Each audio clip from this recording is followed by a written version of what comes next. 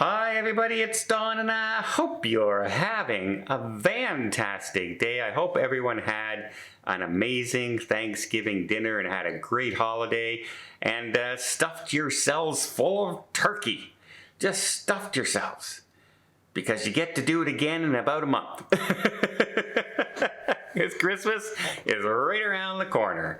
Well, speaking of food though, currently we had a cruise ship, a luxury cruise ship, on its way in a 21-day cruise, on its way to Antarctica. Something happened and they had to cancel numerous ports. And yeah, all the articles out there are reading like this big headline.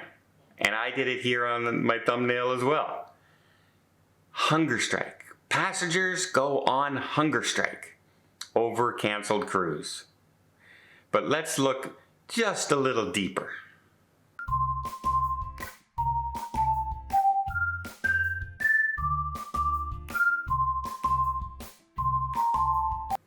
So the Swan Hellenic is a smaller ship. The Swan Hellenic's Diana.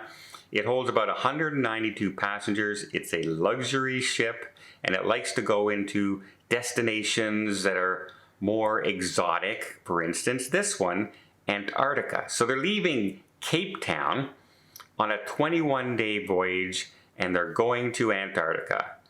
And then the reports come out saying that there is some mobility issues on the cruise ship and it's had to slow down to like 6 knots. It can't maintain its speed. And the captain had to make the decision to head to the nearest port and cancel a lot of the cruise ports, like 6 different stops that they were going to do, as well as the main stop on this itinerary, which was Antarctica. And as you know, Antarctica is a huge bucket list cruise for so many people, especially if you can do it on the smaller ships, right? You're not on a 4,000, 5,000 passenger ship. You're on one of those ships that get right in close to the shore and you can see the scenery, you get in close to the wildlife, etc. A lot of people really, these are not cheap cruises. These can be $14,000, $15,000, $20,000, $30,000, $50,000 cruises.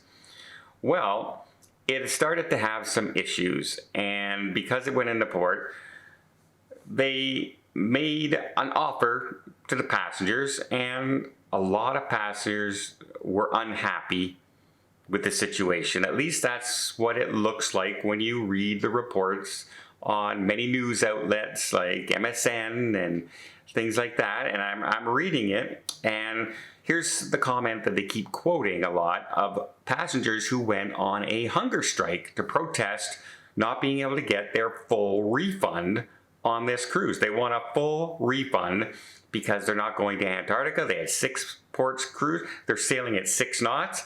Like, there's a big change. And I'm going, oh my God, like this, that's pretty bad. Like, you're on a big luxury ship and you're not getting to all your ports you're going.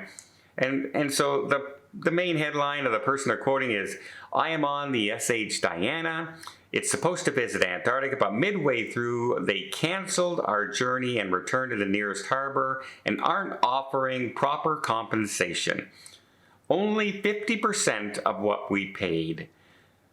Swan Hellenic is scamming everyone and taking their money, and currently there's a hunger strike on board right now. Our ship has a technical malfunction and is functioning at almost half power at the moment, and even elevators are out of service, the guest says. And this is all translated because it's a lot of Chinese and Russian passengers on this cruise. And you can see they post pictures up on X right now, old Twitter, if you will. And it clearly says hunger strike in response to the offerings that they're doing. And it makes it seem like all the passengers, there's a numerous ones, are all, protesting that 50% and how bad of a situation this is, and etc. However, when you dive into the story and you read the cruise line's response as well as other passengers, you start to see a little clearer statement. So this was a 21-day cruise. And the issue started on day 14. 2 weeks into that cruise. Well, that's 2/3 of your cruise you've already done at normal speed and normal situation. Yes, you're losing Antarctica, which is a big one, right? But you've done 2 weeks out of your 3-week cruise. That's got to be taken into consideration. Like if the ship broke down on the second last day, do you still want 100% refund, right? If it broke down on day 18 out of 21, right? At what point does a full refund need to be there? So another passenger has written in and they said, you know what? It's basically 3.5 days of the Antarctic Peninsula has been lost.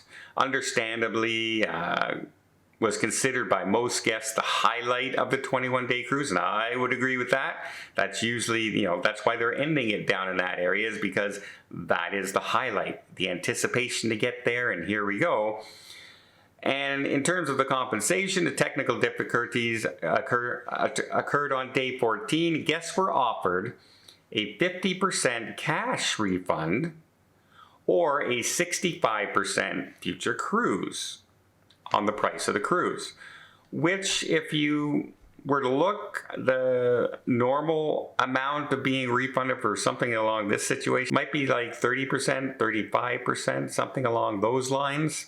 Well, in protest, they say a number of passengers took to social media to say that they're having that hunger strike. Well, it turns out that most guests kind of thought the compensation was fair. They've already sailed 14 out of 21 days.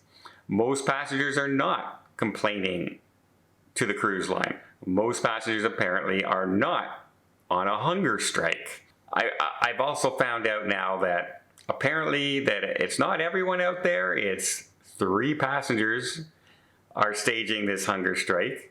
Most are expressing, anger rising and protests or anything like that. They've kind of calmed down since the initial announcement and seem to have accepted the fate of the cruise ship and the explanation. It also turns out that it's not an engine issue, it's a propeller bearing failure, not the engine, which makes it hard to maneuver. And that is also a safety issue for going to Antarctica. You don't want to be maneuvering around icebergs and things like that, and you can't with a faulty propeller system. So there.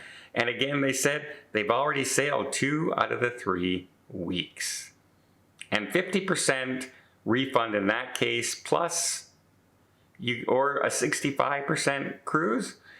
So you know what? If I'm on a 3-week cruise, even if I'm going to a destination that I really want to get to, and something happened on the ship, I spent 2 great weeks on the ship, enjoyed myself, had a great time, and then they said, this happened, I think I would be a little disappointed, but I don't think I would be upset. I don't think I would be staging a hunger strike and demanding all my money back. I think a 50% offer in this case was kind of fair. And even 65% of the cruise fare, you can book another 3-week cruise at only 35% more cost to you. So technically, you can get a second 21-day cruise for 35% of the cost.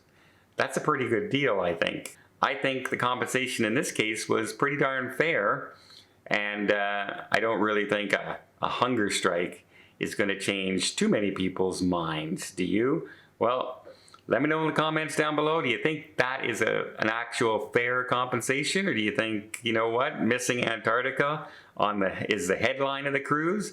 And perhaps that should have been a full refund. Well, I hope you appreciate this video. If you did, please give it a thumbs up. Let's see more tips, more tricks, more travel vlogs from around the world. Hit that subscribe button. Until next time, have yourself a safe and a great vacation.